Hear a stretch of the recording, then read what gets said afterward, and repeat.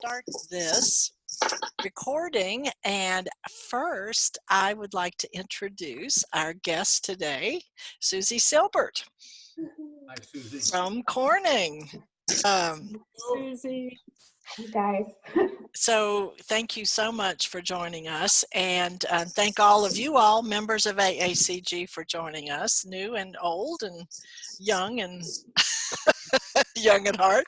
So Susie has an agenda today to take us through some information at Corning. And so Susie, I'm going to let you go ahead and share your screen. I don't have everyone on mute, but I will put you on mute if we have background noise, and then let Susie, if I have to do that, you'll be mute for a second, then I'll unmute you. Okay, but usually people like to make comments, so it's fun if we can make comments. But I will tell you, if you have any background noise, just put yourself on mute, and then we won't hear your background noise. So, Susie Silbert, extraordinaire, you want to take it away? Yes, and I'll share my screen in 1 second. Okay. But I first just wanted to say, hi, and really, I've been looking forward to this. I've been looking forward to this quite a bit because many of you know me already, and you know that I appreciate an audience. So it's been hard on me to be so cooped. I mean, my kid and my husband are pretty good audiences, but it's not the same. So I really thank all of you, and I thank Marilee for the invitation. And she was telling me, you know, that y'all did a survey about what are people interested in hearing about, and one of the responses was you miss seeing really good glass. And I will tell you what, me too. There have been a few times when people have sent me pictures of new pieces in their houses, and that has affected me in such a profound way, because one thing that unites all of us is our love of these objects and of glass and of this incredible community. Now you have to turn it up with your iPad. Okay, I'm going to mute you guys. And I can't get it any I'm higher. going to mute everybody. Susie, I'll unmute you in a minute.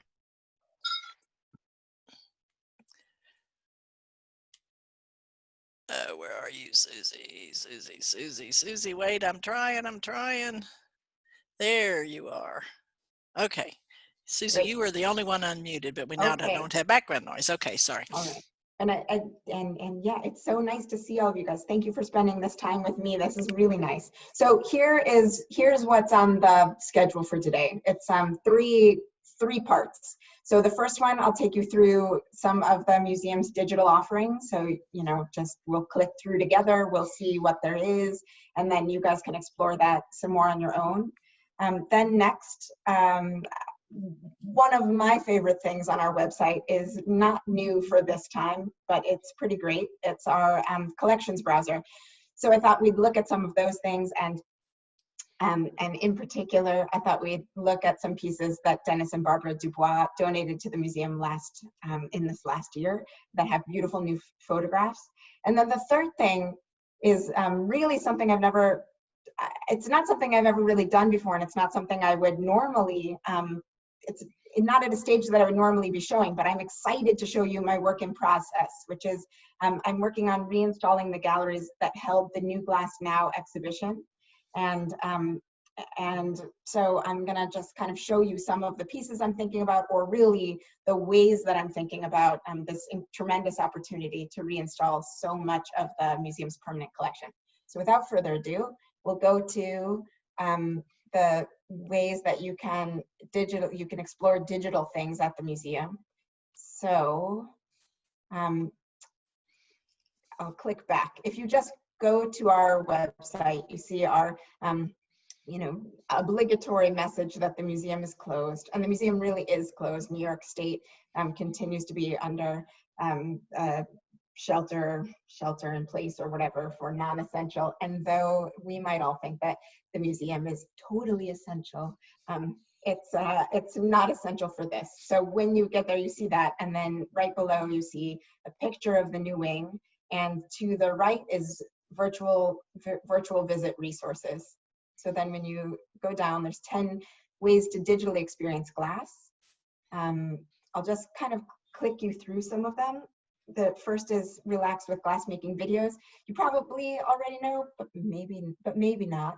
Let me fluff up the museum, even though this isn't really my part of it. Our museum has one of the most subscribed to YouTube channels in the country of any museum, so more than the Met, I think. And if you go in there, you can see, starts with a CMoG in 2 minutes at the top, but below that there are a number of other videos. And one thing the museum has done during this time is that we're doing a program called Watch with the Artist. Every Wednesday from at 1, we'll be re-showing a live stream. So there's no artist working in our museum right now, but you can watch. And one thing is, for instance, Yushin Goins. And when an artist is demonstrating at the museum, you can't actually talk to them. They're busy working. So in these, when we're doing these live streams on Wednesday, rebroadcasting a live stream on Wednesday, the artist will be there in comments on the side, so you can ask them questions about what they're up to. You can see different kinds of things, which I think is pretty good. Also, if you are not that interested in glass making videos, but you are interested in other kinds of things, if you click to videos and go down, we also have our Behind the Artist lectures. Like Mark Pizer gave Mark is a very good lecturer. You guys know I like him, but he gave a pretty good talk just a month ago about his last year as the specialty glass resident between the museum and Corning Incorporated. So there's a bunch there. There's enough hours of glass footage on our site that if you wanted to only watch Corning Museum of Glass videos on YouTube from now until whenever we're released from this, we got you covered. I suggest also watching the Dave Colton video. He was the Rayco Commission artist this past year. That work was in the exhibition New Glass Now. And for many of you, you might remember that is a glass marijuana pipe, controversial. But this 14-minute video that the museum made really dives deep into that subculture and gives a kind of context to seeing that sort of work that I think is really informative, and maybe it will be informative to you. Plus, our video team is so good and they really knocked it out of the park. So it's 14 minutes worth watching. Next up is a virtual tour. We're on Google Arts and Culture. I have, I'm just going to show it to you here because, like a good cooking show, I have navigated myself to a place I'd like to talk to you about later, but you can, on your own time, explore the contemporary wing. It's as it was installed when it opened in 2015. And then down at the bottom, you can see a few images, choice pieces. If you click on them, it gives you some more information, and you can see them in the cases. See, it's right there. Look at that. You can explore our historical galleries as well as the contemporary art and design. So you got a couple of options there if you feel like you just really want to be in the gallery. Now, for you, for your grandchildren, for whoever, but really nobody's judging, we have a number of pages from the library. You know that the Rayco Research Library has the most extensive collection of materials on glass anywhere in the world. And we have digitized a number of things that could be used for coloring pages. So if you wanted to color your King Tut, go right ahead. Or the Portland vase. So let everyone know. They'll be the coolest ones on the block, telling people. If you haven't watched Blown Away from Netflix, the glass blowing reality show, I'm sure you have watched it. In case you haven't, that'll give you a nice little bit to binge. You can learn about our conservation, really incredible conservation department on this stream of videos. And one of the ones that I think is the best here is a video about packing. It's along the side somewhere in this, somewhere in here. Like how to, oh, there it was, how to pack your glass, right over here. And that is a panel discussion that has two of our conservators, our head of, our manager of collections, and one of our prep folks. So they made these videos in advance of New Glass Now to help artists, but really to help anybody that's interested in knowing like what's the best way to pack your glass, how should you transport this, but you can also see some other great things that they have. Our blog. Every Tuesday, we started a new series during this time, and every Tuesday we'll be releasing one of them. It's called Virtual Journeys, and it's different folks in the museum. I mean, I am lucky. A lot of times people get to hear what I like or what I'm thinking about, but everyone in the museum, across the museum, has a really different sense of what they're looking at and what they like. So every Tuesday, a different person on staff will be sharing the work that they like the most, like their own kind of walkthrough. And this week, just to kick it off, is Violet Wilson, who is one of the longest running staff at the museum. She is senior admin, and she is the spirit of New Glass Review. So the fact that the publication New Glass Review shows up at your house, or that it's intact at all, is because of Violet. And so here she's talking about a couple of her favorite pieces, and the Weisses. She's talking about, and all of you, but especially for the Weisses, she's talking about her relationship with Stanislav Llubinski and Jaroslava Bruchtova, who she got to know when they came for their exhibition in 1994 and before that. So, what else? Anyway, there are a few more things, then we're going to get to looking at glass, I promise you.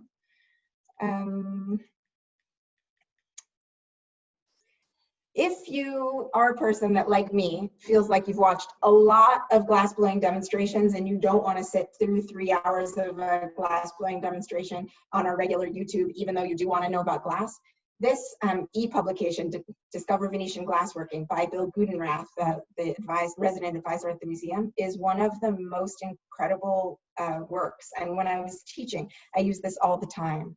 So what he did in here is he took a number of Venetian pieces from the Renaissance and figured out how to make them, and then made videos of each of them so you can watch how they're being made and how they're constructed. It gives you a little insight.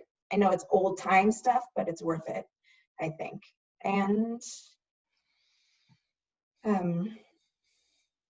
if you want to look at old issues of New Glass Review, it's number 9, Discover What Was Hot in Glass every year since 1979. If you click through, you can get to PDFs of every single New Glass Review, which, you know, I like them.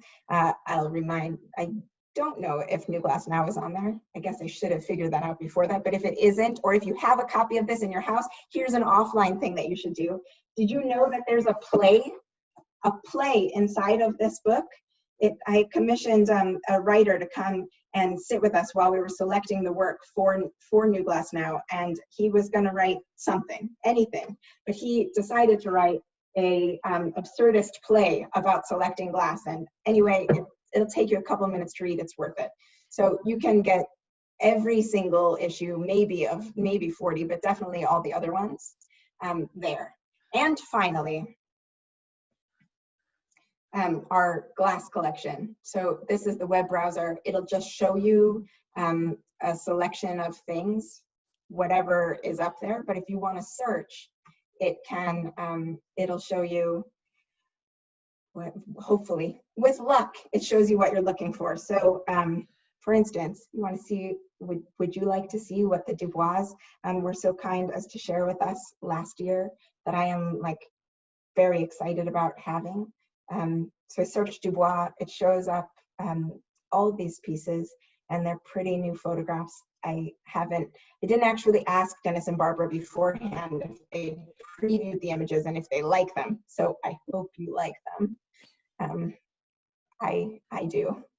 I did ask them to comment, Susie, but I just got a voicemail from Dennis, which I can't listen to because I'm on this, but I'm hoping they're with us and got the new link. Yeah, we're with you finally. Oh, good. Thank you. It took us a while. We're challenged. We were all challenged, so join the challenged group.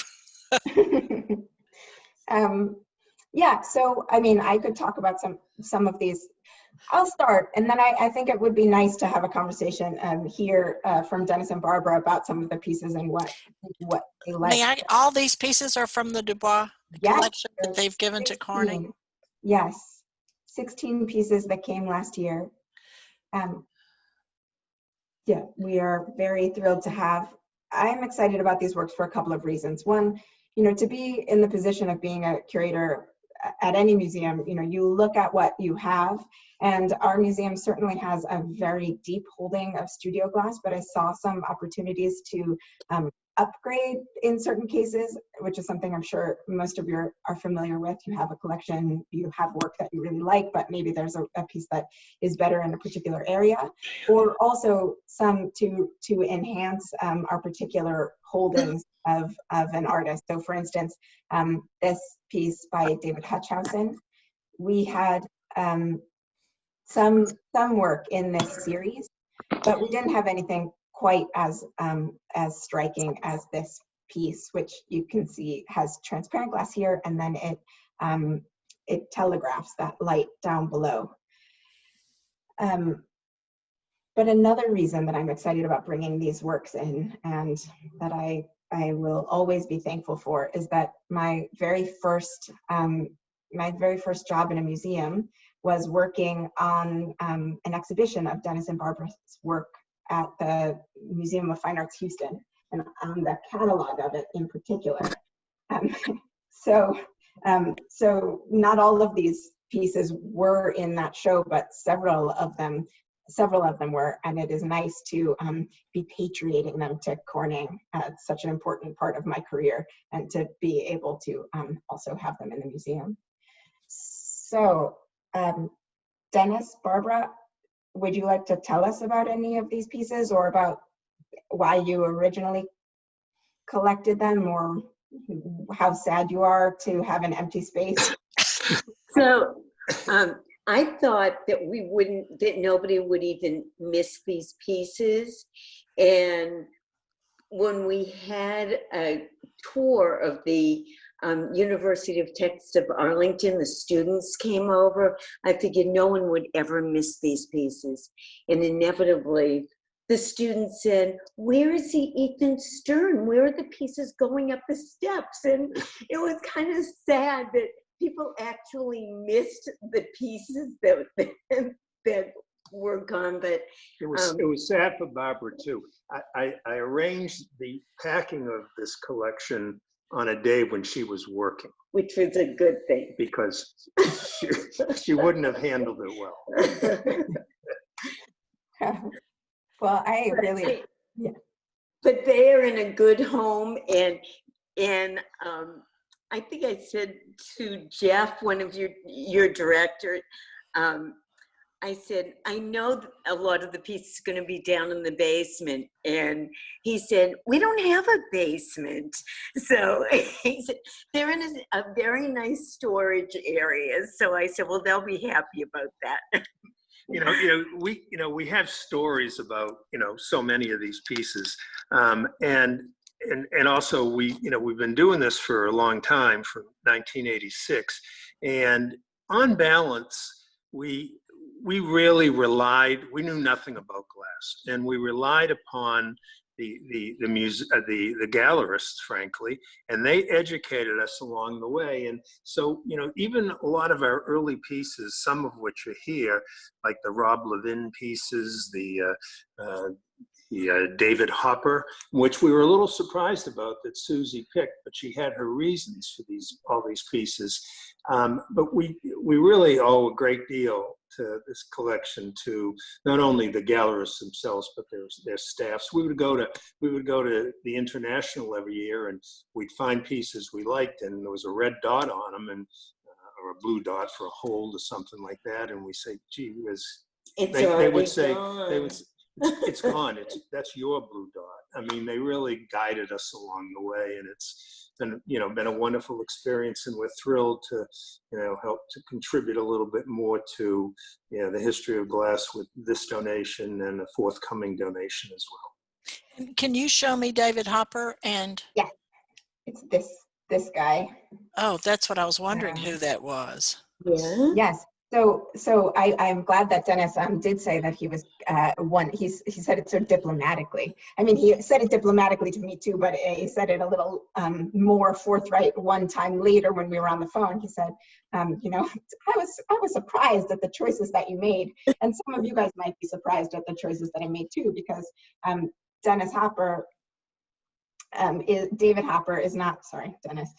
David Hopper is not somebody that you necessarily think about or hear about very much anymore in glass. And yet, for me, first of all, I think this piece is great. It has so much life. It's a solid piece with a paradise painted figure inside. So the figure was made first, cooled down, painted, and then brought up to temperature and encased in glass again. And David, like Rob Levin, I'll show you those in a second, David is this sort of important connector piece in the history of studio glass. So somebody that is in many collections that started pretty early, but is not someone that went on to have a major commercially successful art glass career. But he is crucially important, I think, in some of innovations in studio glass, but also he represents the variety of ways that artists needed to make a living. So for one, he developed this paradise paint, these high fire enamels that you could paint on and then encase in hot glass. He developed that and he started selling them, and that really opened opportunities for artists. I think it's still something that's relatively underexplored, but a number of artists working in the 90s started to use this technique, and I like to be able to show this technique so fully. But also, he, in addition to his art glass, and he had a production company, I think Orient and Flume is his, and making Art Nouveau pieces. And we in this part of the world, or sitting in my seat, maybe sitting in yours, I often don't think about that production kind of glasswork and the role that it provides for many of these artists, but especially thinking about artists right now in this time where so many of them have their livelihoods wiped out for the spring. Who knows what it'll be like afterwards. Making production kind of work is really important. So I wanted to have this piece in the collection. It's better than some of the others that we have of his. It has so much power, but it also allows us to tell the story of this early studio glass movement where people weren't just making, even today, even like very well-known artists, you know, whose work is selling for a lot of money, are very lucky if they can only make their livings from their fine artwork. Many people have to supplement, and this allows us to tell that kind of story. And Rob Levin, this is one of his cups. Such playful kinds of things. He was an early resident at the Penland School of Crafts in North Carolina. He moved down the road from there to CeeLo and started his own glass studio. And like many other North Carolina glass workers from that period, and even still to a certain extent today, I mean, he's still working today, he makes all of his own glass and makes all of his own color, and is really interested in the natural environment around there. So for me, I see that like fronds, you know, it's springtime, even though it's been snowing the last several days up here. They tell me April is spring. There's little tendrils of new growth, and the leaves and all of that gets this sort of feeling of a back to the land 70s sort of glassworking, plus his color handling, I think is very great. So again, adding these pieces allows us to tell a more complete story about the history of studio glass, not just the total highlights, but also also the people who didn't necessarily get all of the recognition that they could have had and now do. And the Ethan Stern, this piece right here, which I wish on our web browser we also had an image of the other side, which has polka dot carved through. And April Sergeant, we believe it or not, we didn't have a work by Ethan in the collection before, and we had some small pieces by April Surgeon in the style of her mentor Jerzy Harkuba, but we didn't have one of her a work that really expresses her incredible cameo carving based on photographs. So those are two pieces of a younger generation of artists that Dennis and Barbara gave us that really allow us to expand the holdings of the collection. And I'm very hopeful. I mean, listen, we all know in the last month, anything in the world can happen. But my plan is that those two pieces will be in the new wing of the museum when we reinstall those galleries. Any other ones you want to tell us about, Dennis and Barbara? The Joel Philip Myers, that was sitting right in our kitchen. I'm missing that piece, but it's okay. I know he's in a good home. I love this piece, and I have loved it since working on that exhibition. 2008 was when I was doing the writing. The exhibition was in 2009. And I actually was in touch with Joel when we received the gift and when I was writing it up, because he and I have had a long-standing conversation about the title, the CFD White Long Hall, which is what we published in the catalog at the Museum of Fine Arts Houston, but on some of the paperwork also. Dennis, Barbara, I hope this won't embarrass you too much, but they sent us all of the paperwork for every single piece, which is, it's nice for me, but it is our registrar's dream to actually have the documentation where you bought it or what it is or what you think it's called, when it's from. It's very nice. And he was very excited that we had, that you donated this piece to the collection. It's a shape we didn't have before. Nice. And he says that on that very good paperwork that you saved, the title is different. And he reminded me that over 10 years ago, when we spoke again about it before, he said that he thought that the retitling was by a gallerist with a maritime prejudice. They called it an anchor, and he thought, it's not an anchor.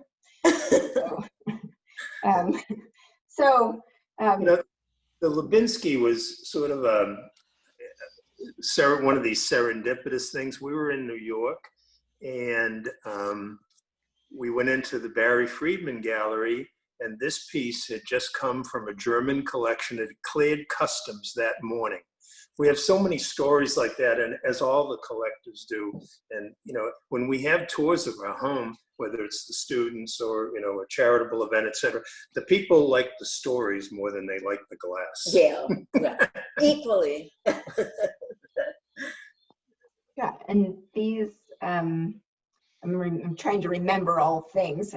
All my paperwork and all my notes are all trapped in the museum, and I haven't seen them in a long time, so I feel like a little bit disconnected. But this series is based on the earthquake in Armenia that happened the year before this piece was made, and also, let's see, when 1989. So thinking they also use that as a way to talk about the fall of communism. And it's one of those with a beautiful neodymium glass, so it changes color in the different lights. Say the name of the glass again, Susie. Neodymium. It's, I'm pretty sure it's neodymium glass. It looks pink in some lights and it looks blue in others. But you guys can all correct me, because like I said, my brain, I'm still recovering my brain cells from New Glass Now. And I'm hard at work right this second on New Glass Review 41, which is still scheduled to hit mailboxes, if not newsstands, in September. For right now, who knows what will happen. Yoichi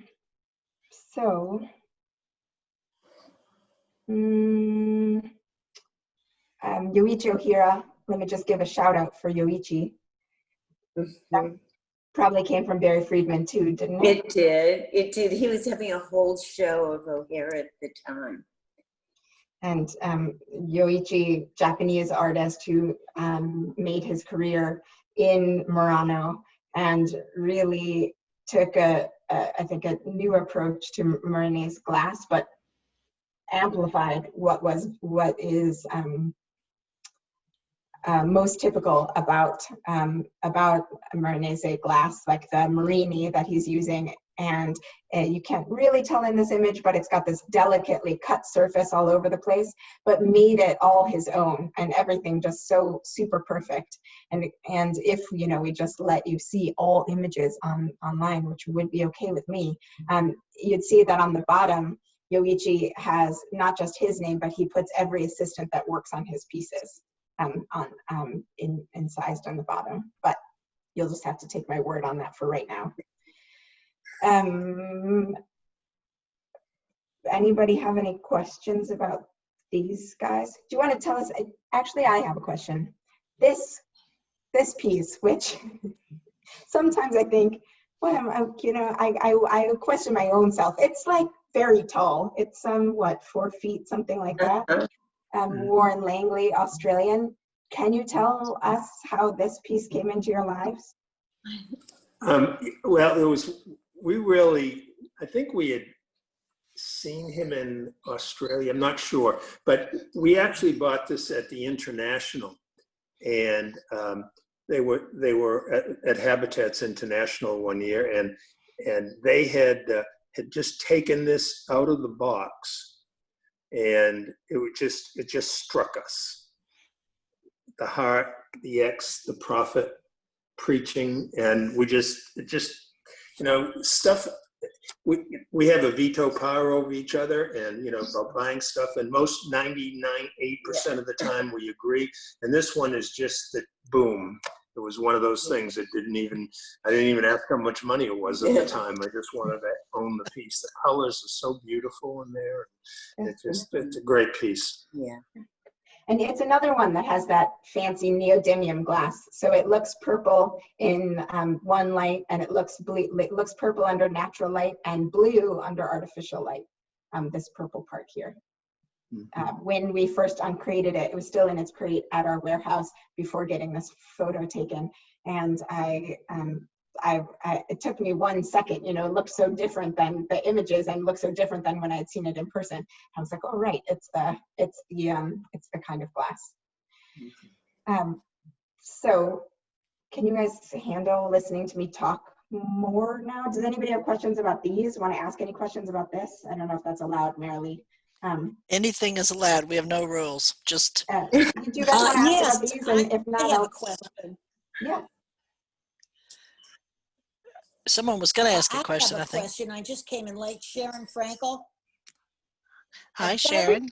The last piece you discussed, the purple piece Yeah. with the little green head. Who's the artist? Warren Langley. Who's the artist? Warren Langley? Yes. Thanks a lot. Mm-hmm. Yeah. Anybody Thank else you, Gary. have any? And on the neodymium glass, it's Bruce Bendoff. It seems to me if you put it under fluorescent, you get the other color. It's under a fluorescent light. Right. Yeah. Hi, this is Arlene. I wanted to just tell you a little bit about Joe Philip Meyer's work for Blanco. You mentioned that a lot of, like David Hopper had this extra amounts of monies because he had the Orient and Plume.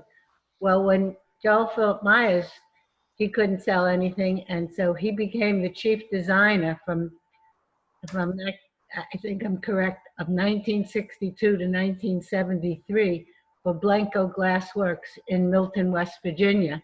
Yes. Well, it isn't so much because he couldn't sell anything. That's where he was introduced to glass. Yeah, and he made the most gorgeous pieces.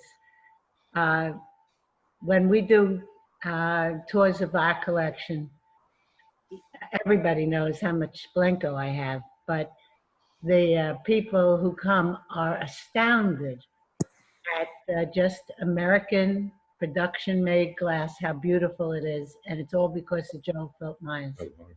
A lot of it, a lot of the pieces that I have are from Joel.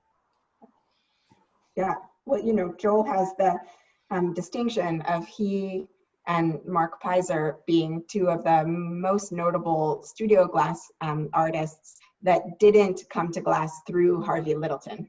So Right. Joel was introduced to glass at Blanco and started to blow himself, and then Mark down at Penland.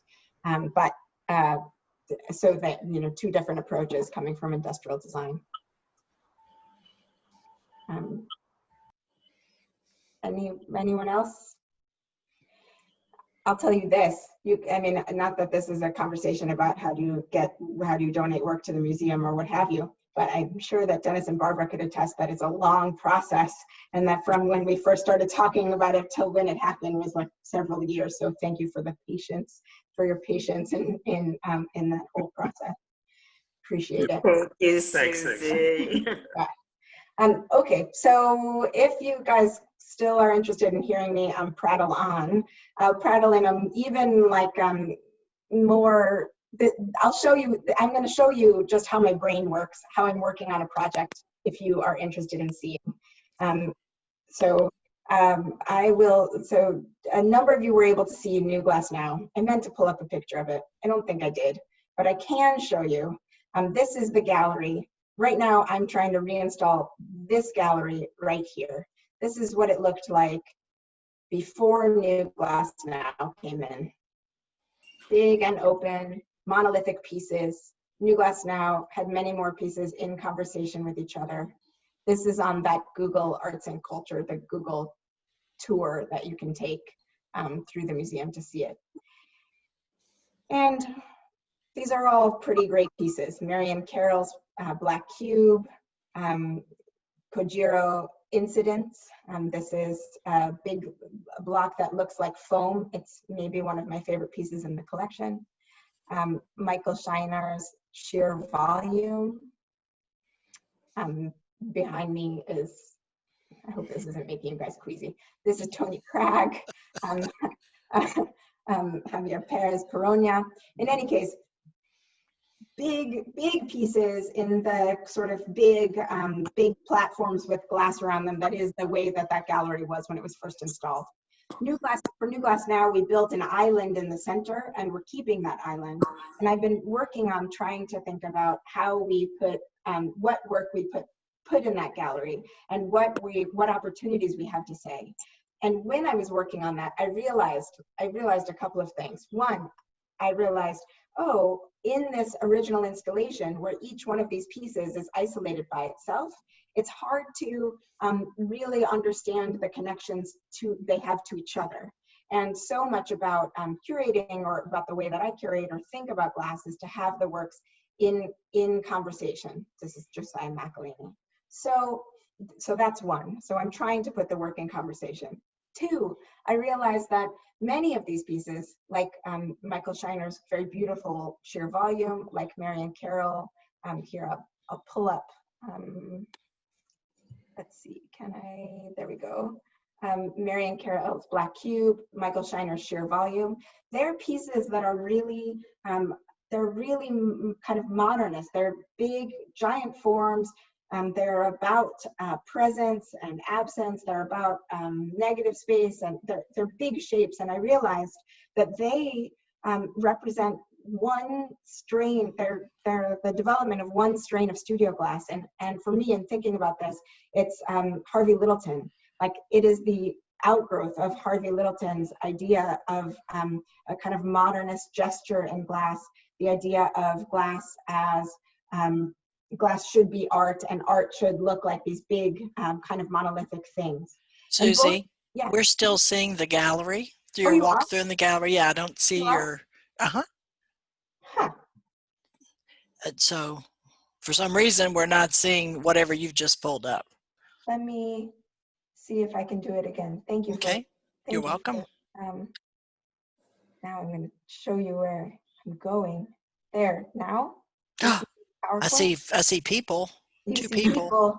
not just two people. There, okay. Oh, there we Carol, go. Black Cube, Yes. Shiner, sheer Yes. volume. Yes. This is about form and about interior space. The Marion Carol, the black cube, big monumental piece, makes you kind of like 4 feet by 4 feet.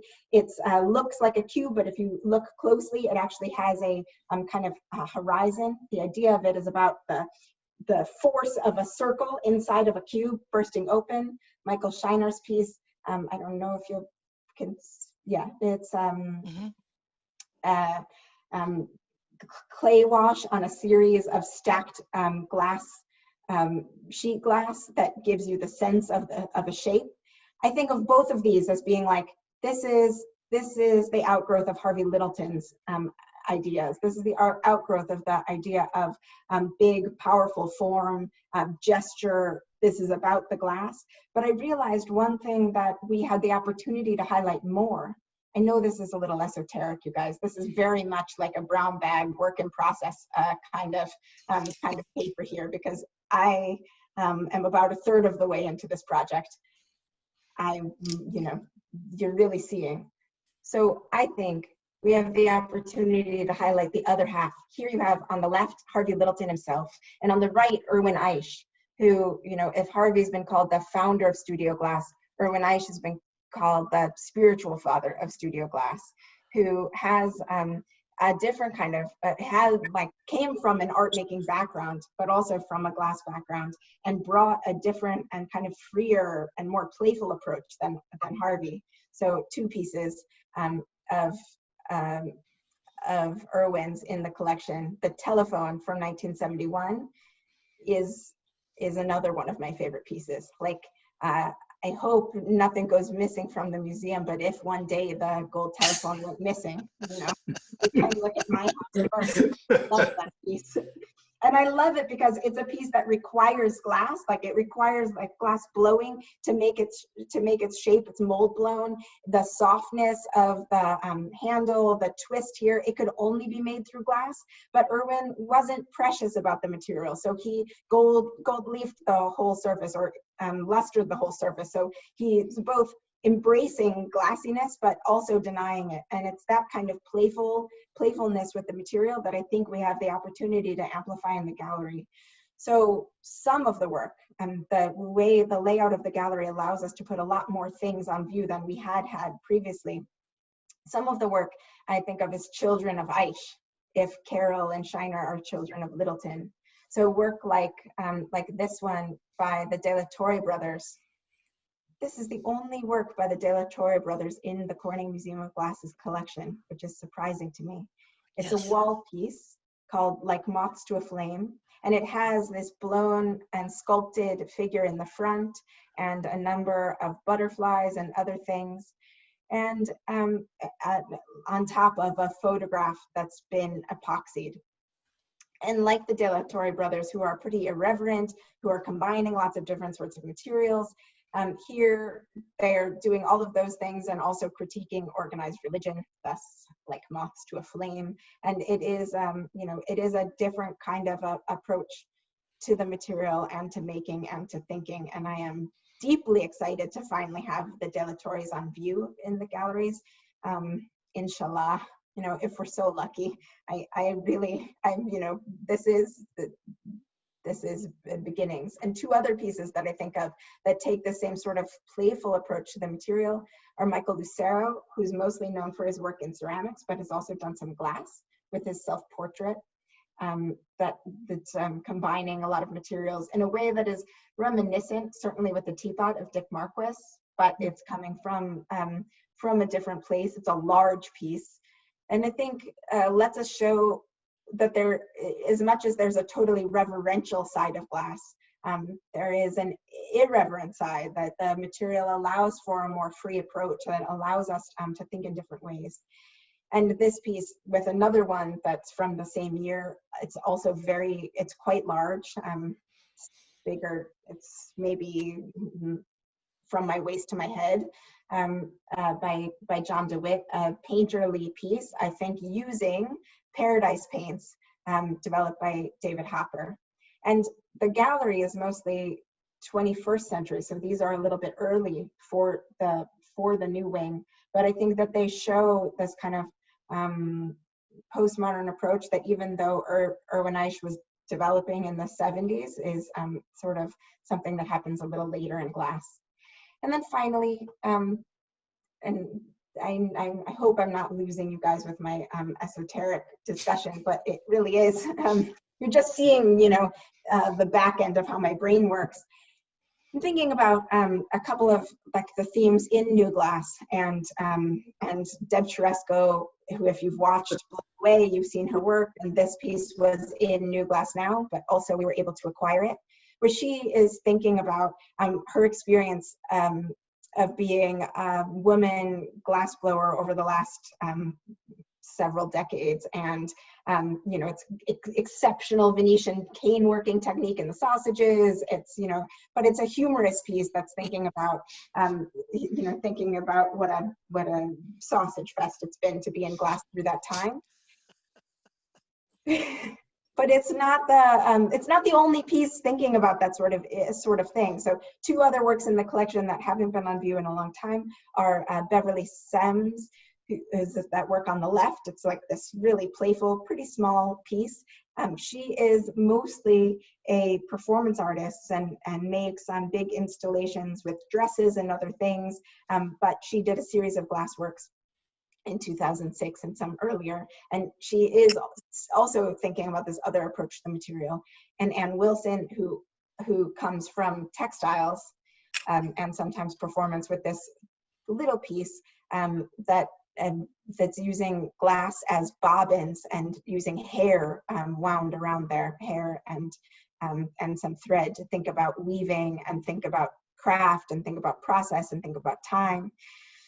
So hopefully these works go on view. Maybe they don't, but this kind of but it's that kind of like research back into the collection to say, what are the works that we have? What's a different way to approach this collection than we've seen it before? And how can, I mean, what I'm always thinking about when I'm working is, how can I take this work that we all love so much, and how can I put it together in a new way, and that creates new conversations that allows more people to be involved, or people that haven't really thought about the material before or don't know the whole legacy that we know about studio glass. How do we make this kind of open and available to them? So in showing this, Beverly Semmes and Ann Wilson, we may not be as familiar with those names, but people coming from, you know, people that are really interested in performance art or feminist work will know Beverly's work, and people that are interested in textiles and interested in craft and interested in conceptual work about that will know Ann's work. So it's that kind of thing that I'm trying to build in. And I know this is just, again, work in progress, really a work in progress. So if it doesn't all make sense yet, well, then I just say, you know, come back, revisit. And, you know, this is, we obviously don't know anything more than anybody else in the world about when things will reopen and what we'll be able to do. But our plan is that this gallery will be reinstalled later this summer. Not too late. Are you thinking like September or August, or what do you have any kind of a date in mind? Earlier, if we are able to be in the museum, earlier than that. Mm-hmm. So, and Susie, you said you were 1/3 the way through in your thought processes for this exhibit. What happens to move forward from here? How do you put? So what I have right now, I mean, what I have right now is actually my full checklist, and I've done all my measuring at least twice, but I'd like to be able, since we own all of these works, to put them in the gallery and see what they look like, which we can't do right now because the whole museum is closed. And then but choosing the work and putting them together is only, you know, really that 1/3 of it. And now what I have stacked ahead of me that I'm looking forward to when I wrap New Glass Review is really getting to go back through all of the research we've coalesced. We've been building a body of research about each of these works, and then we will really be deep diving into the writing about all of these pieces.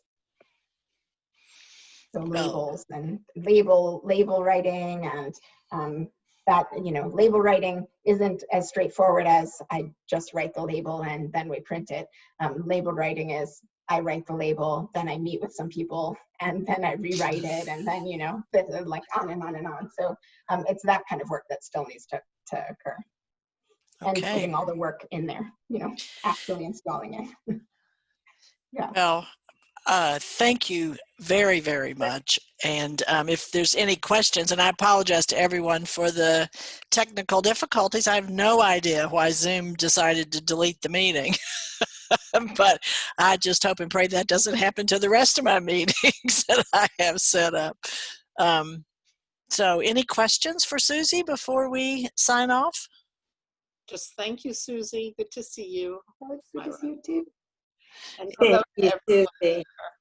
Oh, can I, sorry, can I soapbox for 1 second? I'm sorry, you guys. Soapbox, go for it. You got the You've been floor. listening to me the whole time, but I appreciate if you listen to me just a little bit more.